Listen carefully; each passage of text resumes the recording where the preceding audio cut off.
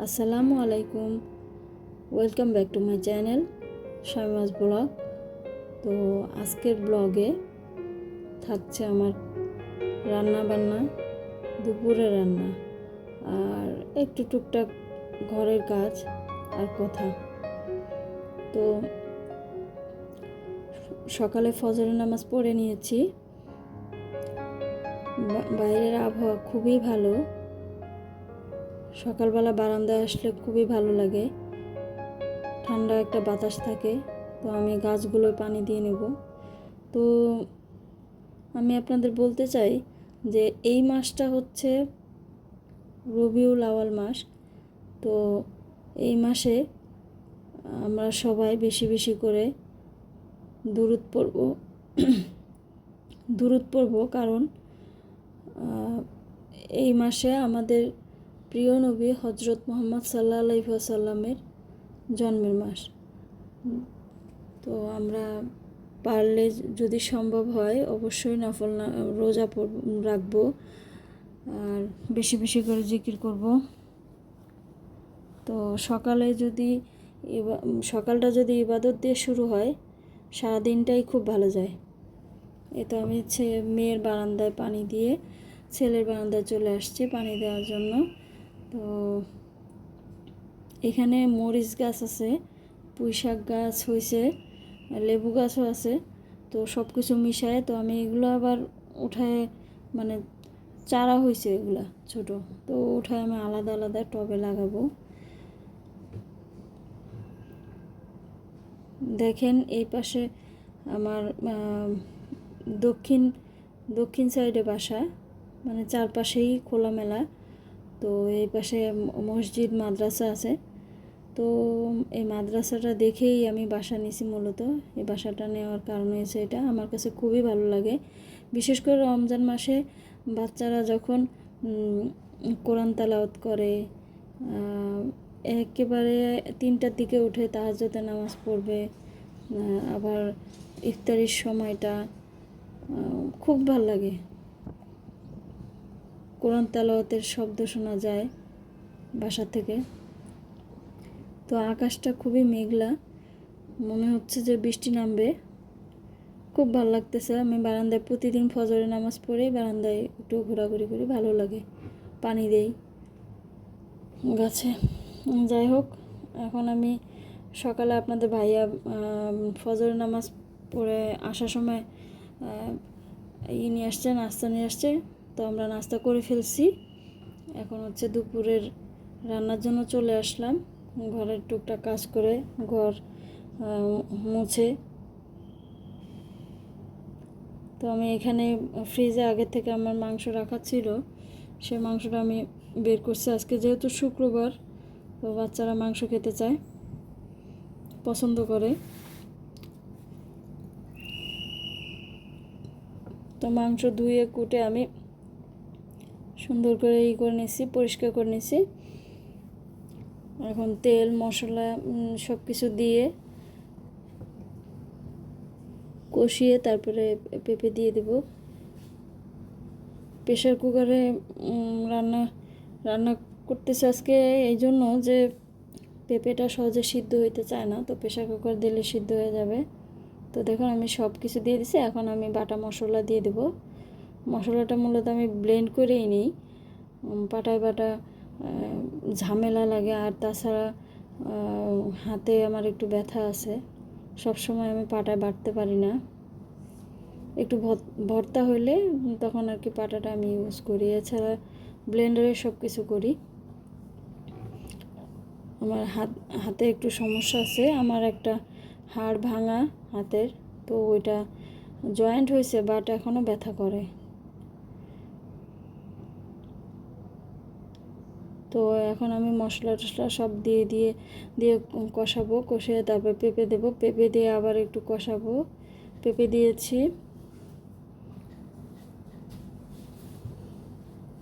তো আজকে যেহেতু জুম্মার দিন, বাবা আর ছেলে নামাজে গেছে, চলে আসবে।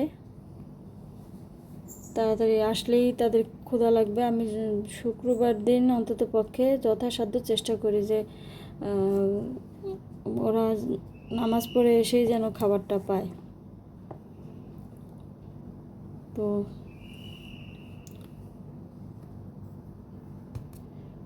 তো এই যে আমি পানি দিয়ে দিছি, কষানো হয়ে গেছে। এক চুলায় ভাত দিয়েছি, ভাতটা হয়ে গেছে, ভাতটা কাট করব আমি। কাট করে ওই চুলায় আমি করলা ভাজি করব, করলা দিয়ে আলু দিয়ে ভাজি করব। মেয়ে মানুষের কাজের শেষ নাই, একটার পর একটা কাজ লেগেই থাকে। অবসর টাইম থাকলেও সেই টাইমটা মনে হয় কি যে কী জানি কাজ আছে, একটা টেনশন মাথার মধ্যে কাজ করে যে এটা করতে হবে ওটা করতে হবে। কাজ খুঁজলে কাজের অভাব নাই। তো সেদিন ছাদে গিয়েছিলাম গত পরশুদিন। তো একটা ভাবির সাথে গল্প করতে করতে হঠাৎ করে উনি বলল, খারাপ লাগলো ওনার কথা শুনে, যে ওনার হাজব্যান্ড নাকি, ওনার 3টা বাচ্চা আছে, 3টা ছেলে।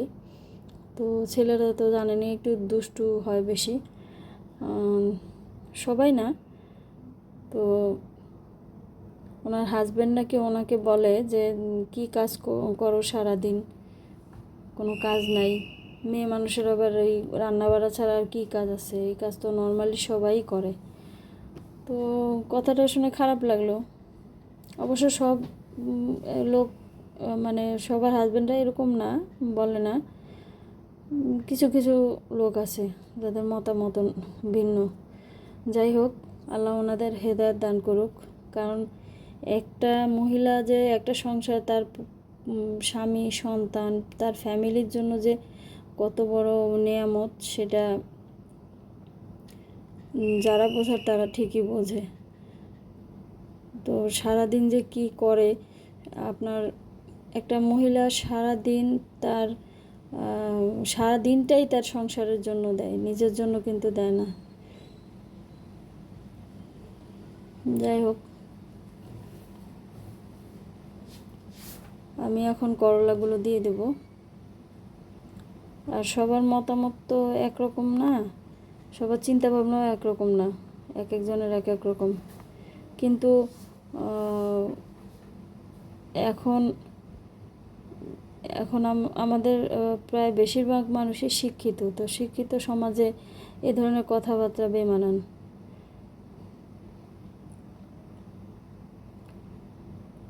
আপনাদের ভাইয়া কখনো আমাকে এ ধরনের কথাবার্তা আমার শুনতে হয় নাই। আর তাছাড়া আমার বরঞ্চ সে আরও হেল্প করে যে কোনো কাজে।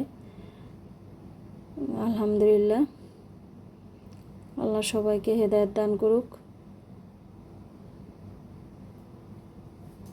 তো আমি করলা ভাজি করব। করলা কুটে ধুয়ে নিছি। পেঁয়াজটাকে একটু ব্রাউন করে তারপরে আমি দিয়ে দেব। বেশি ব্রাউন করব না, কারণ করলা একটু কালচে কালচে হয়ে যায়। তো এটার মধ্যে হলুদ, লবণ এগুলো দিয়ে দেব। কাঁচামরিচ, মরিচটা ইদানিং একটু কম কম খাচ্ছি, কারণ আপনাদের ভাইয়া মরিচ, কাঁচামরিচ হোক বা শুকনো মরিচ, কোনো কিছু ঝাল সহ্য করতে পারতেছে না, তার একটু সমস্যা আছে।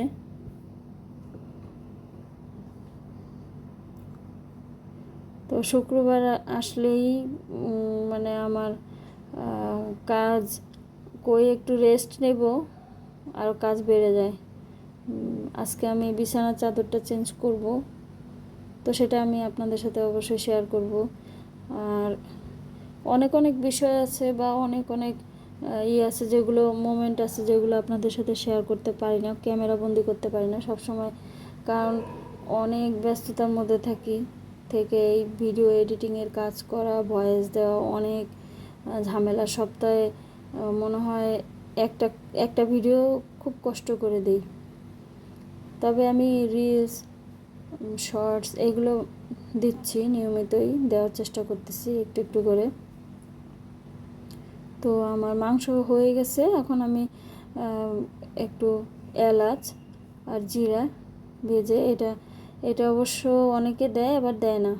মাংস রান্না করার পরে জিরা আর এলাচ ভেজে গুঁড়া করে মাংসের উপর দিয়ে ছিটিয়ে দিতে হয়, তাহলে ফ্লেভারটা ভালো আসে। আপনারাও দিয়ে দেখবেন যারা না দেন নাই তো দিয়ে দেখেন, খুব মজা লাগবে, ভালো লাগে। মাংসের একটা সুন্দর স্মেল আসে, ফ্লেভার আসে। তো আমি এই যে সিমগুলো সিদ্ধ করে নিয়েছি। এখন আমি পেঁয়াজ রসুন, কাঁচা শুকনো মরিচ আর হচ্ছে রসুন আমি করব, এটা ভেজে নেব।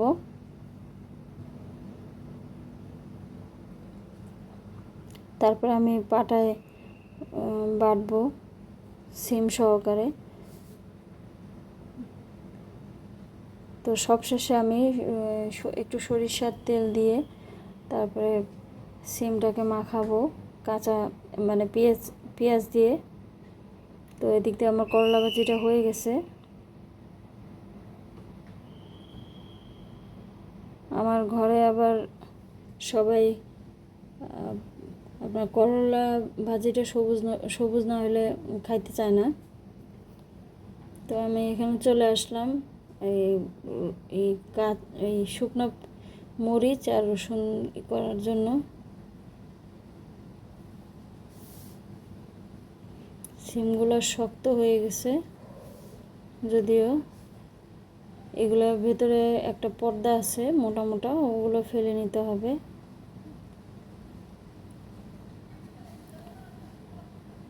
এটা হাতে করেও খাওয়া যায়, হাতে চটকায়, কিন্তু আমার মনে হয় পাটায় বেশি হয়, ভালো হয়। তো এই যে আমি আঁশগুলো সব বেছে নিচ্ছি, একটা পর্দার মতো মোটা। তো মনে হয় এই সিমটার বয়স বেশি হয়ে গেছে।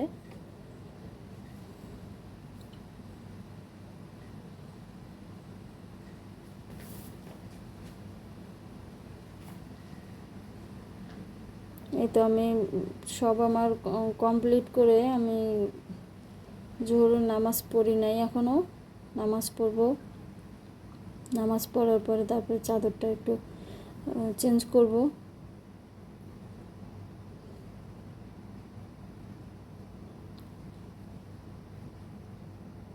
তো আপনারা এরকম ভর্তা বাসায় করে খাবেন, দেখবেন কেমন লাগে, অবশ্যই কমেন্টস করে জানাবেন।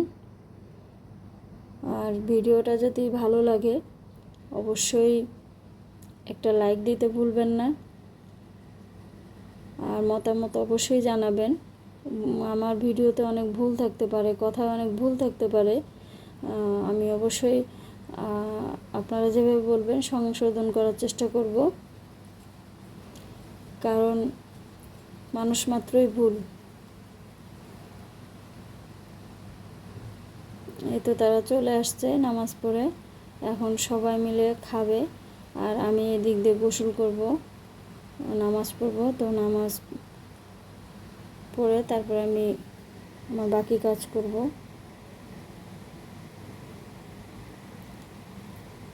তো পেঁপে দিয়ে গরুর মাংস অনেকে খান, আবার অনেকে খান না। যারা নতুন খাবেন অবশ্যই জানাবেন কেমন লাগলো আপনাদের কাছে। তো আমার কাছে তো আলহামদুলিল্লাহ সবাই খেয়ে প্রশংসা করছে, খুব ভালো লাগছে। তো ভর্তাটাও নাকি খুব টেস্ট হয়েছে। আপনাদের ভাইয়া আবার মরিচের ভর্তা করে নিচ্ছে আলাদা। তো এই তো নামাজ পড়া শেষ, এখন আমি চাদর বিছাতে চলে আসছি। তো কাজ সবই সমান, সবার জন্যই সমান, ছোট বড় না, সবাইকেই কাজ করতে হবে। একসাথে থাকতে হলে বিভিন্ন রকমের সমস্যা হবে, ঝামেলা হবে, কথা কাটাকাটি হবে, সেটা হাজব্যান্ড ওয়াইফ হোক বা যে কোনো সম্পর্কই হোক। আসলে কি ছাড় দেওয়াটা শিখতে হবে সবারই, আমাদের ছাড় না দিলে কোনো কিছুই সম্ভব না, কোনো কিছুই সমাধান না। আর হচ্ছে ছাড় দেওয়ার মন মানসিকতা অবশ্যই থাকা উচিত আমি মনে করি। আর কোনো কাজই ছোট করে দেখা উচিত না। সংসারে যারা আমরা মহিলারা কাজ করি, তো এই এই কাজগুলো অনেক অনেক কষ্টের। তো যেই ভাইয়ারা তাদের ওয়াইফের বা তাদের পরিবারের জন্য এইসব কাজে হেল্প করেন, সংসারের কাজে, তো তাদের অসংখ্য ধন্যবাদ। আর যারা করেন না অবশ্যই তারা করবেন।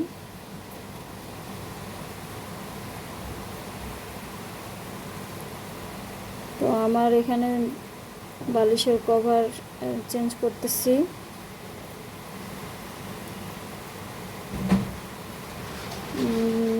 বাইরে অনেক মেঘলা দেখছিলাম আকাশ, কিন্তু এখন একেবারে পরিষ্কার, বৃষ্টি নামে নাই, যদিও খুব মেঘলা ছিল। আলহামদুলিল্লাহ, বৃষ্টি হলেও ভালো লাগে, আবার রোদ রোদ উঠলেও ভালো লাগে। আর আমার চারপাশেই আর খোলামেলা পরিবেশ, আলো বাতাসের প্রত্যেকটা রুমেই আমার আলো। আমার বাসাটা অনেক বড়, আবার মানে খোলামেলা, সব সময় আলো বাতাস থাকে। যাক আলহামদুলিল্লাহ, আপনাদের সাথে অনেক কথা বললাম, কিছু কথা শেয়ার করলাম। তো যদি আমার কথায় কোনো ভুল ত্রুটি থাকে ক্ষমা সুন্দর দৃষ্টিতে দেখবেন, আবারও বলতেছি। তো ভিডিওটা যদি ভালো লাগে অবশ্যই লাইক কমেন্টস করবেন। আসসালামু আলাইকুম, সবাই ভালো থাকবেন, সুস্থ থাকবেন, সবার শুভকামনা রইল সবার প্রতি।